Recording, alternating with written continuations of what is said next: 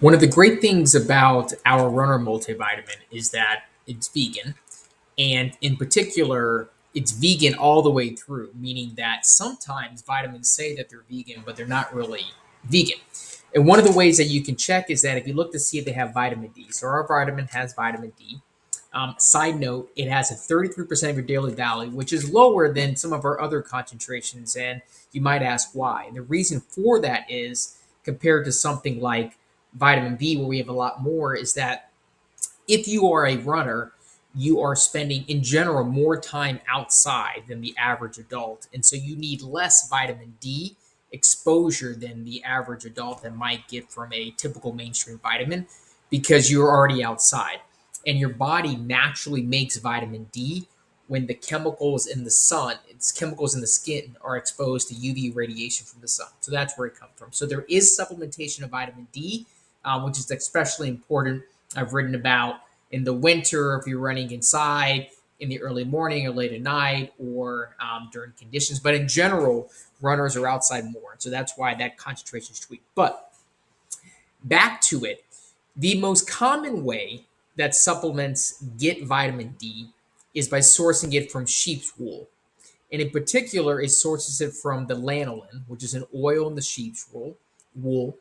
It then extracts a chemical precursor from there, exposes that to UV radiation, very similar to what's in our skin, and that produces vitamin D3. And then that is used, extracted, uses the oil, goes into the vitamins. That is the most common way that a lot of vitamins make vitamin D, is that they actually source it from sheep's wool. And in a prior iteration of our vitamin, before we went 100% vegan, that was where the vitamin D came from. Now, our vitamin D is sourced from plant-based, 100% plant-based, and in particular, it's sourced from lichen. And lichen is a plant. You can see it. It's like a fungus. It grows on trees. It grows in the environment. But I wanted to show you a cool article that I was just reading that kind of talked about it.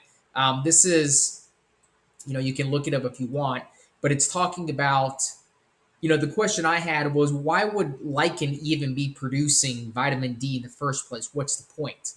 And what the article talks about, I'll just give you the synopsis, is that mainly the reason that plants like this, a lot of plants, but in particular, lichen and other fungus, mushrooms, things like that, they are producing vitamin D3 to protect themselves from the same UV radiation that the sun is giving off that our skin's doing. So it's the exact same mechanism.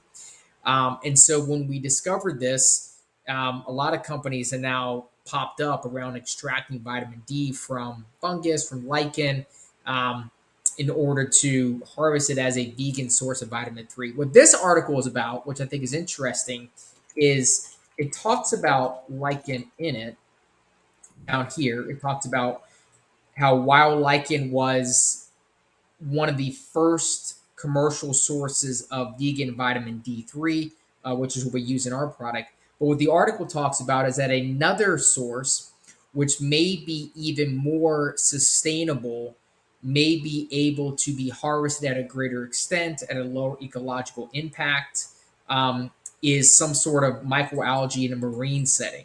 And so I think that's kind of interesting. It's talking about um, algae, photoplankton, things like that may grow in the water, may grow in ponds, whatever it is, and they can actually be a source of vitamin 3, which might be an easier way to source it than collecting it from lichen. I don't know. I thought it was interesting. But I want to make this video just in case you were wondering, where does our vitamin D come from? It comes from a plant-based source. It comes from lichen. And ask about that before you take a product that says it's vegan, because most often the vitamin D is not sourced from plant-based. It's often sourced from sheep's wool, but they still pot it off as a vegan or a vegetarian alternative, as opposed to doing it correctly, which is making sure it's sourced from some plant-based. The most common one now is lichen, but as this article was talking about, which I thought was interesting, was there may be a alternative around microalgae coming up. So I don't know. We'll keep an eye on that one.